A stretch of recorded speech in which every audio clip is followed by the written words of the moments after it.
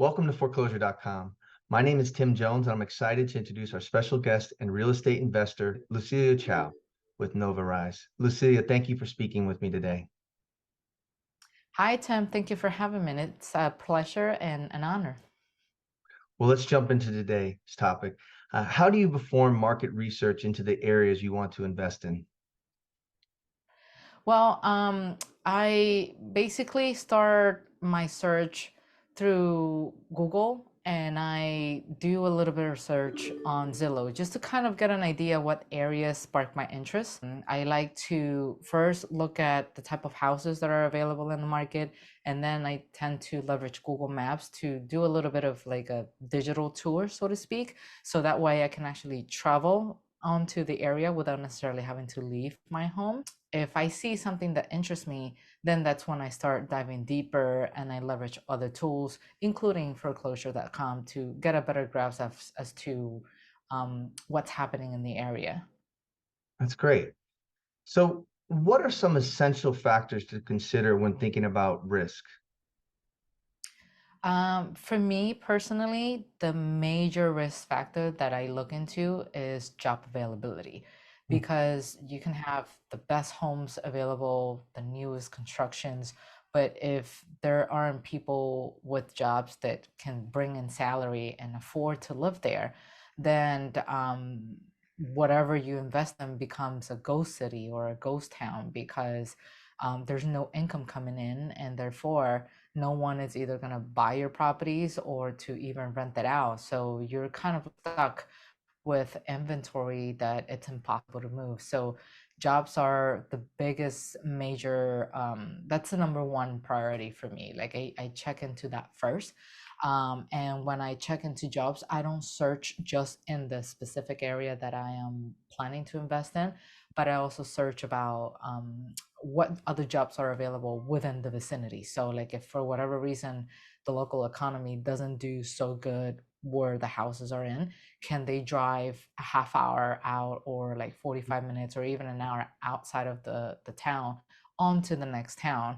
And if the nearby towns do have job diversity, job availability, then it makes the case stronger for you to feel confident that, hey, we're on to the right path here. No, that makes sense. Okay, so how do you utilize foreclosure.com to get more visibility into the market you want to invest in?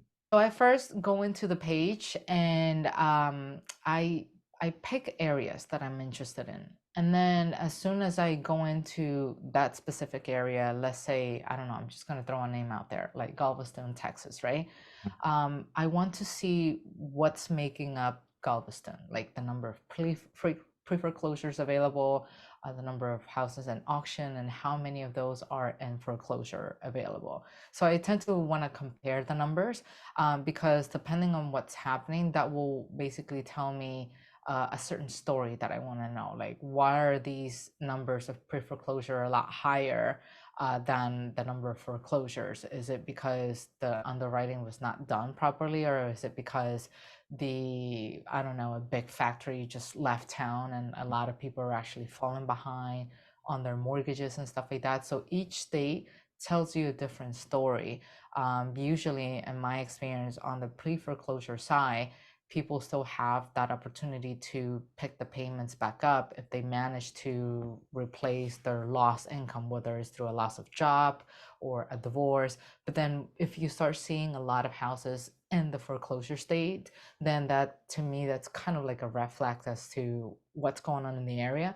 It doesn't necessarily mean that it's a bad area to invest, but like it will spike, more interest in me as to, hey, do I need to do additional research to try to understand what is going on, as to why are the houses going from pre-foreclosure to the foreclosure state? Because even going through the whole timeline of foreclosures, for a family or a home to end up in foreclosure, a couple of months had to have gone by that they couldn't really find a solution. So when I leverage tools like foreclosure.com, it allows me to kind of like depict the story, put a story back together.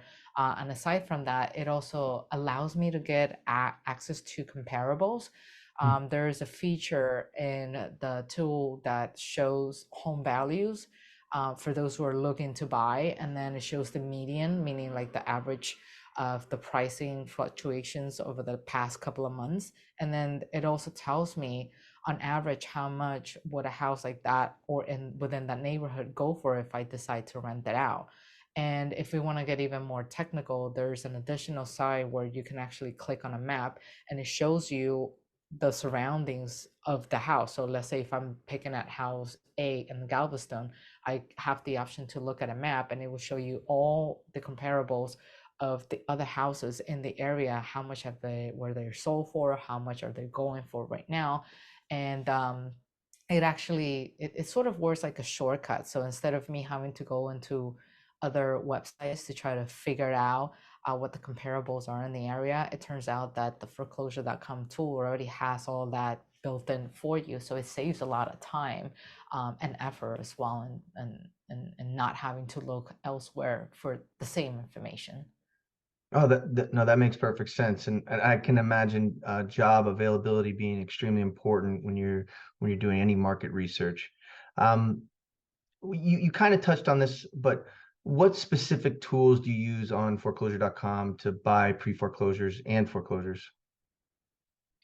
So when I go into the site, if I am interested in a particular area, as soon as I click on the map, there is kind of like a directory. I think that would be the best word that I can think of, and where it shows you the number of available houses that are in pre-foreclosure or an auction or in a foreclosure state.